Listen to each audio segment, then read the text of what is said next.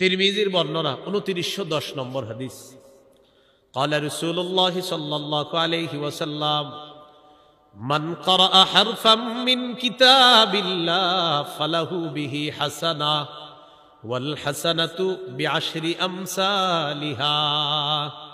নবীজি বলেন, কোরআনের একটা অক্ষর যদি কেউ তেলাওয়াত করে তার আমলনামায় সাথে সাথে 10টা নেকি লিপিবদ্ধ হয়ে যায়। লা আকুলু আলিফ লাম মিম হারফুন ওয়ালাকিন আলিফুন হারফুন ওয়া লামুন হারফুন ওয়া মিমুন হারফুন। নবী বলেন, আলিফ একটা অক্ষর, লাম একটা অক্ষর, মিম একটা অক্ষর, এই 3টা অক্ষর মুখ থেকে উচ্চারণ হবে, সাথে সাথে তার আমলনামায় 30টা নেকি লিপিবদ্ধ হয়ে যায়। চলেন একটু নেকি কামাই করি। বলেন আলহামদু। হামজা লাম জবর আল, হামিম জবর হাম, আল হাম, দাল পেশ দু, আলহামদু। ফজরের পরে মসজিদের সামনে দিয়ে যখন যান আর দেখেন যে ইমাম সাহেব বাচ্চারে পড়ায়, ঠিক না? এই আব্দুর রহিম এদিকে পড়, হামজা লাম জবর আল, হামিম জবর হাম, আল হাম, দাল পেশ দু, আলহামদু। যা তুই ছোট্ট একটা বেত নিয়ে দেখবেন। এই আব্দুর রহমান এদিকে পড়, তুই পড়। নুন জবর না, সদ জবর স, না স, র জবর র, না স র। তুই এদিকে আসার পরে পরে আপনি চিন্তা করেন, হুজুরের বেতন 6000 টাকা, কি আর করে? রসুল বলেন, এই যে পড়তেছে আর পড়াইতেছে, প্রথম কথা এরা শ্রেষ্ঠ। আর এই যে আলহামদু, প্রতি অক্ষরে 10টা নেকি। আলহামদু এটা শিখাইলো, শিখলো, 50টা নেকি লিপিবদ্ধ হয়ে গেছে। কয়টা নেকি? আমার এই পর্যন্ত এখন হয়েছে আপনার 450, আর আপনাদের হয়েছে 400, কারণ আমি একবার বেশি বলছি। আমি বলেন আলহামদু। আমার 550 হয়েছে, আপনাদের 500 হয়েছে। আপনাদের 500, আমার 550, মোট আর কি 10 বার হয়েছে। তো 10 50 কত? 500। আমার হয়েছে 10.5 বার। আল্লাহ আমাদেরকে বুঝার তৌফিক দান করেন।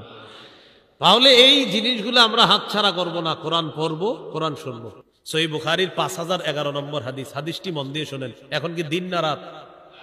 আজকে এই কাজটা করতে পারেন। এখন বাসায় যাওয়ার পর আগে হাদিস শোনেন।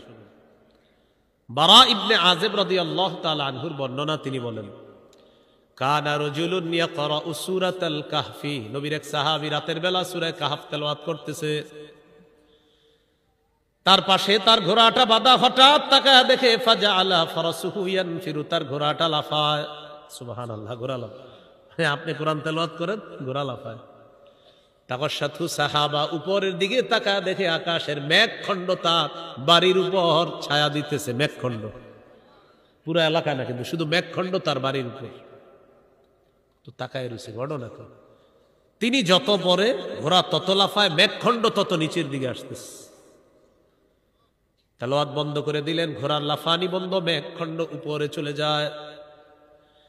পরের দিন আল্লাহ নবীর কাছে যায়। যাওয়ার পর বলে, ইয়া রাসূলুল্লাহ, ইয়া হাবিবাল্লাহ, গত রাতে কোরআন তেলাওয়াত করতেছিলাম, হঠাৎ আমি দেখলাম মেঘখণ্ড আসছে, আমার ঘোড়াটা লাফায়, কিছুই বুঝতে পারিনি। নবীজি বললেন, তিলকা সাকিনাতু তানাজ্জালাত বিল কুরআন। কোরআন তেলাওয়াত করলে সাকিনা নাজিল হয়, আল্লাহর পক্ষ থেকে প্রশান্তি আসে।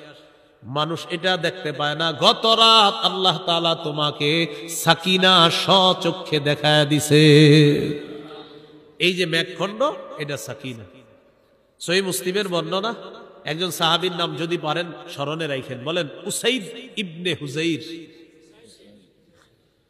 এই সাহাবী রাতের বেলা কোরআন তেলাওয়াত করতেছে। তার সন্তান ইয়াহিয়া তার পাশে আছে। ঘোড়ার আস্তাবলের মধ্যে তিনি তেলাওয়াত করতেছে। আমাদের যুগে গরুর ঘর, ওই যুগে ঘোড়ার ঘর।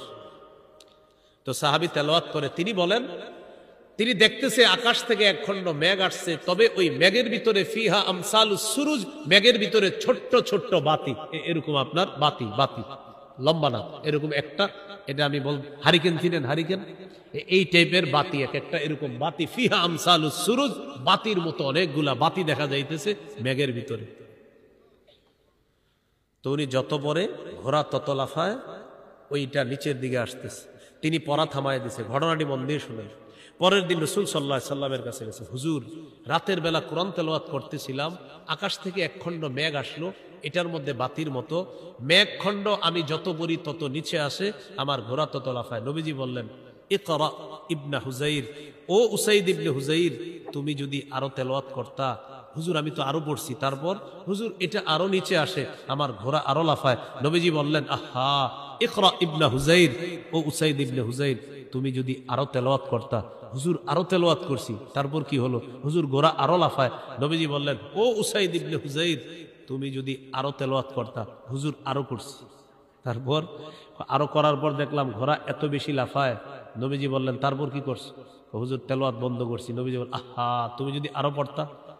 হুজুর আমি কেন বন্ধ করছি জানেন? খাশিতু আন তাতআ ইয়াহইয়া, আমার ওই ঘোড়া এত পরিমাণ লাফাইতে ছিল, আমার সন্তান ইয়াহিয়া পাশে শোয়া, না জানি লাফাইতে লাফাইতে আমার সন্তান ইয়াহিয়ার উপরে পড়ে যায় কিনা, এই টেনশনে আমি আমার তেলাওয়াত বন্ধ করে দিচ্ছি। নবীজি বললেন, তুমি যদি আরো পড়তা। সুবহানাল্লাহ। সাহাবী কিছুই বুঝতেছে না, আপনারা কিছু বুঝতেছেন না, আমিও কিছু বুঝতেছি না। ঘটনা কি এত পড়তে কয় কেন? না আমি বুঝতেছি না, মানে আমি তো বিষয়টা জানি আর কি, অনেকে জানেন না। জানি বলতে ওলামা হযরত জানে, আপনাদের সাহস সাধারণ মানুষও ভিতরে আনতেছেন যে ঘটনা কি এত পড়তে কয় কেন। রাসূলুল্লাহ সাল্লাল্লাহু আলাইহি সাল্লাম বললেন, উসাইদ রাতে তুমি যা দেখছো, তিলকাল মালাইকাতু তাসতামিউ লিকিরাআতিক, এই যে মেঘখণ্ডের মধ্যে তুমি বাতিগুলা দেখলা, এটা বাতি না, এগুলা হলো আল্লাহর অসংখ্য অগণিত ফেরেশতা, তোমার কোরআন তেলাওয়াত শোনার জন্য দুনিয়াতে চলে আসছে। হুজুর সব বুঝছি, কিন্তু আপনি আমারে আরো পড়তে বললেন কেন? নবীজি বললেন, উসাইদ তুমি যদি ফজর পর্যন্ত তেলাওয়াত করতা, ফজরের আজান হওয়ার পর তোমার বাড়ির সামনে দিয়ে যে সাহাবীরা মসজিদে ফজর নামাজ পড়তে যাইতো, তুমি যদি ফজর পর্যন্ত তেলাওয়াত করতা, আমার সাহাবীরা স্বচক্ষে আল্লাহর ফেরেশতাদেরকে দেখতে পাইতো। তো এই জন্য আপনারা এই রাতের বেলা কোরআন তেলাওয়াত করতে পারেন। আল্লাহ তৌফিক দান করেন।